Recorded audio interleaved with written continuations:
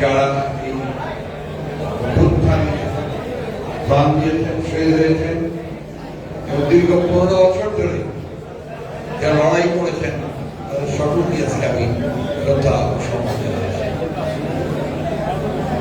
আমাদের সাংবাদিক ভাইদেরকে ধন্যবাদ জানাতে চাই যে অনেক প্রতিকূলতার মধ্যেও তারা কিন্তু তাদের সত্য কথা সে কথাগুলো বলার চেষ্টা করেছেন।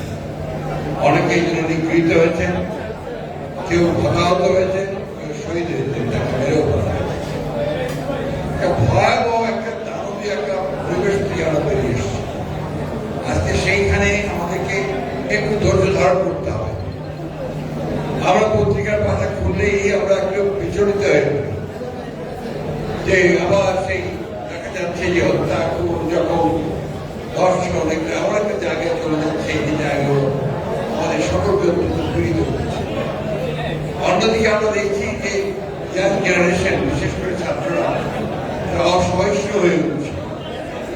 আবার দেখছি আপনার যে বিভিন্ন যে প্রতিষ্ঠানগুলো আছে, অর্গানাইজেশন আছে, তাদের কর্মীরা তারাও তাদের দাবি দাবা নিয়ে রাস্তায় বেরিয়ে আসছে।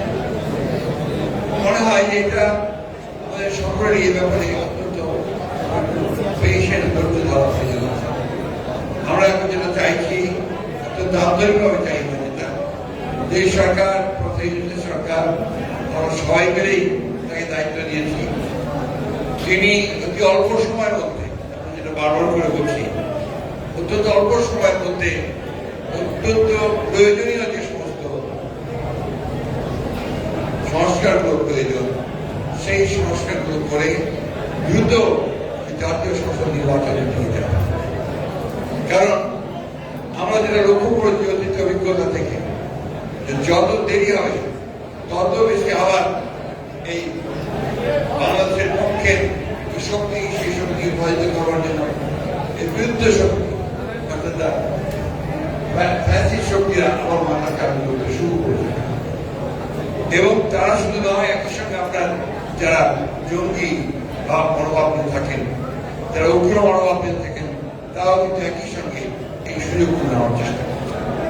আজকে তাই আমরা মনে করি যত দ্রুত নির্বাচন হবে, যত দ্রুত জনগণের নির্বাচিত প্রতিনিধিরা পার্লামেন্টে আসবেন, পার্লামেন্টে এসে তারা একদিকে দেশ পরিচালনা করবেন, অন্যদিকে তারা অন্যদের বাকি সংস্কারগুলো রয়েছে যেটা প্রয়োজনীয়, যেটা করা প্রয়োজন, সেটা আমরা সবাই মিলে একসাথে করতে পারবো।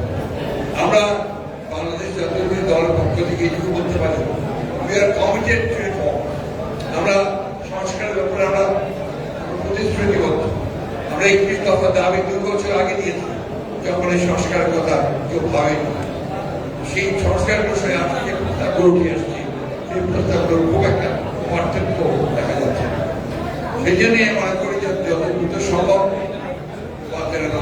উচিত নির্বাচনকে সরকারের হাতে দায়িত্ব দিয়ে দেশে